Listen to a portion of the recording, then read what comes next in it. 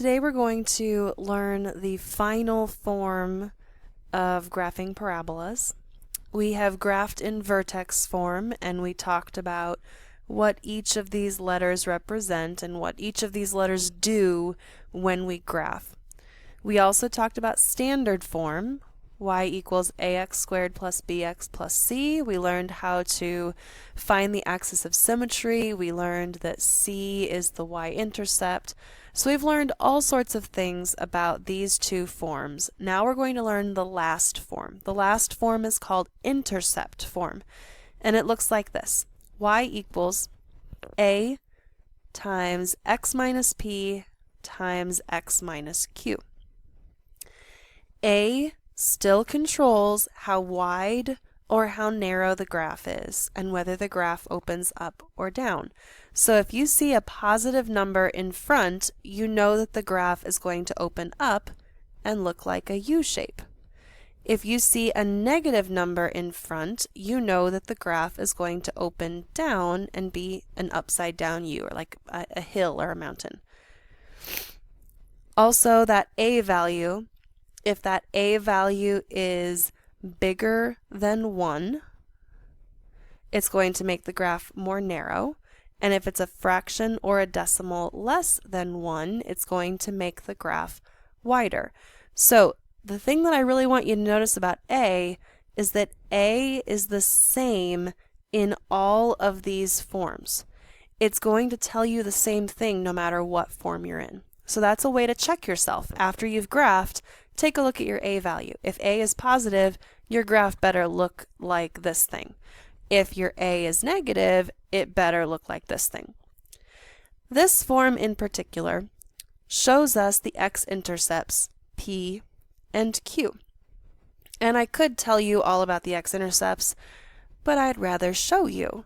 So let's look at example 1. We are going to put this into our graphing calculator and then look at where are the x-intercepts. Remember, x-intercepts are where it crosses the x-axis.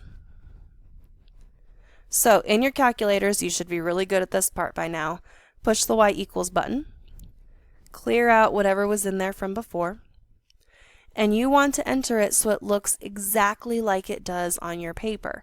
So negative sign, not a minus, a negative sign, parentheses, x plus 1, close your parentheses, new set of parentheses, x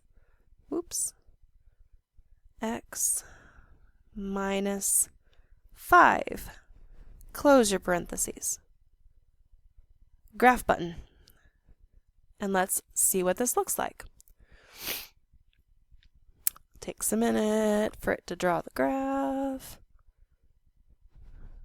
Okay, now we had a negative in front. That tells us that this graph should open downward. Our graph opens downward, so we are good to go.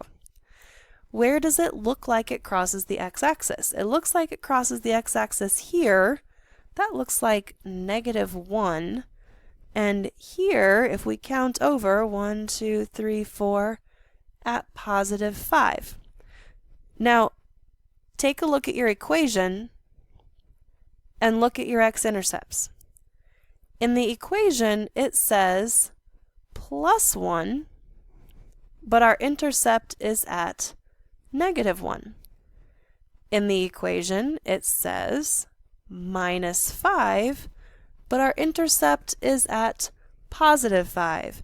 Does that seem interesting to you? What you should notice is that the intercepts are the opposite of whatever number is in those parentheses. And this shouldn't be that confusing. Remember when we graphed vertex form, this number in the parentheses was backwards. If it said plus, it moved left. If it said minus, it moved right. So this is that same kind of a thing.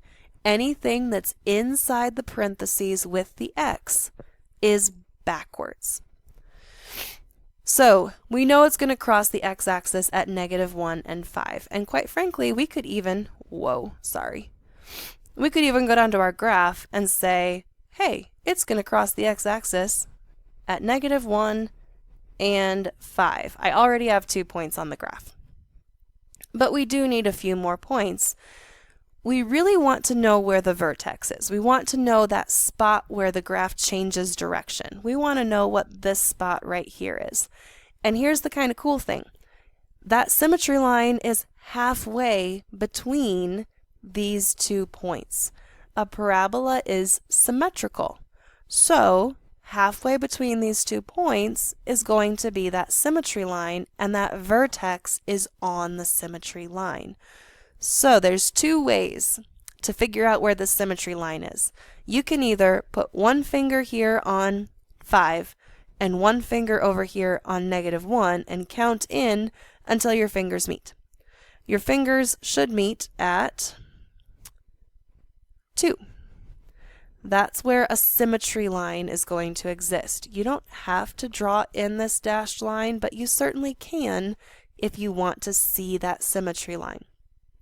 That symmetry line is at 2.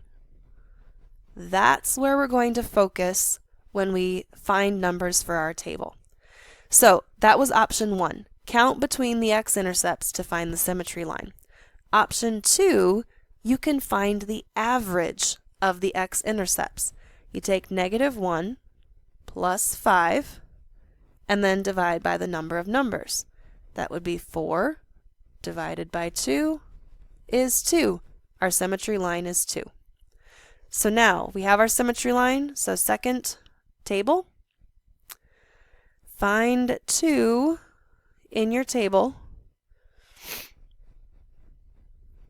And once you find 2 in your table and you go a couple clicks beyond that, you should start to see some symmetry in your y column. So the 0.29, that's our vertex on the symmetry line. I need about 2 points above that, so 1, 8, 0, 5, and 2 points below that, 3, 8, and 4, 5. All right, let's plot these points. Remember, you are plotting your points from your origin, and the x values go side to side, and the y values go up and down. So grab my pen. 0 side to side, 5 up. 1 to the right, up 8. 2, we're on the symmetry line, up 9. 3, up 8. And if you drew in the symmetry line, you might start to see the symmetry here. 4, 5 would be this point. And we already put in our x-intercept. So now we have a whole bunch of points. It should be really easy to draw in a beautiful parabola. Pretty close. And then at the bottom of the page, what do you notice about the x-intercepts compared to the equation? They are opposite. Okay, now, if you missed anything on this example, go back and rewatch it. As we're doing the next example, if I move too fast, pause. If you need to write something down, pause the video. When you watch a math video, you shouldn't just push play and then doze off. You need to be following along, copying things down, pausing the video so that you can write things down. So if you feel you need to go rewatch example 1, go rewatch example 1. If you're good, let's move on to example 2. Example 2, graph g of x equals 1/2 times x minus 1 times x plus 3. Now if you want to, go ahead and graph it and see where the x-intercepts are. But you should now be able to guess, not really guess, you should be able to know where the x-intercepts are. It's the opposite of the numbers in the parentheses. So we've got -1, that's going to give us an x-intercept of +1.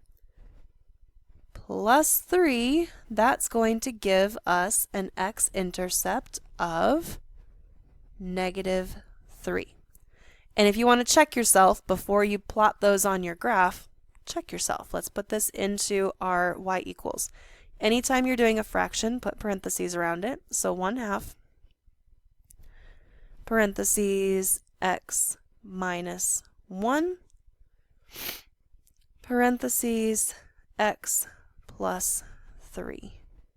Close your parentheses, graph. Hopefully we are going to see that our x-intercepts are at +1 and -3. The other thing that you should notice is this is a positive number in front, so our graph should open up, and it's a number less than 1, so the parabola is going to be a little bit wider. All right, so notice x-intercepts, -3 and +1, we had that right. The symmetry line is halfway between there, so let's plot those x-intercepts at +1 and -3. We can count in and see that -1 is the halfway point, the symmetry line between those two intercepts.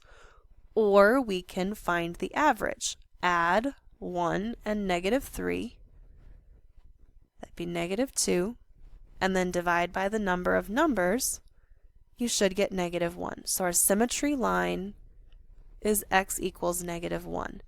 That's where we need to focus on our table of values. Second table. I need to find -1, -1, -2. I'm going to go a couple clicks past -1 to try to see that symmetry on my y column.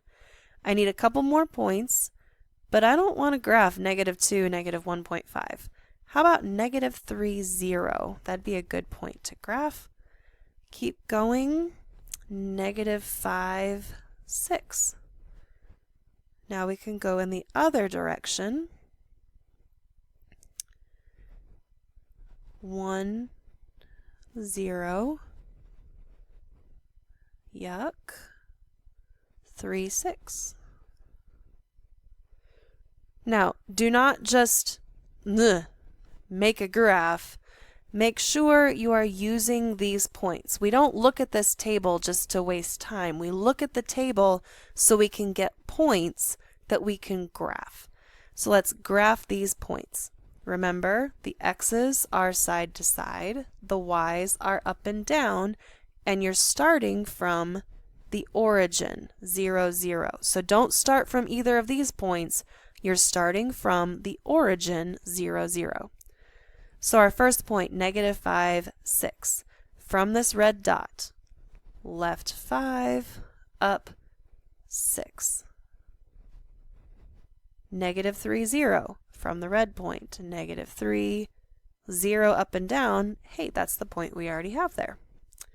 From the red dot, -1, -2.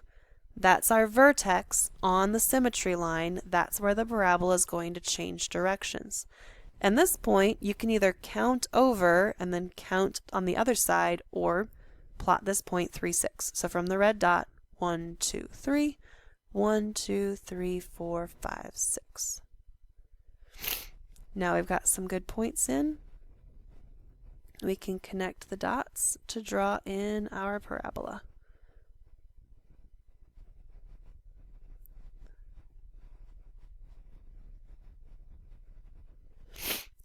I don't think we need to do example 3. If you're struggling with this, rewatch the video. Rewatch example 1, rewatch example 2. If you want to try example 3 and compare it with somebody near you, that would be great. but give your worksheet a try. Do as many problems as you can get through. Feel free to check with your neighbors as you go.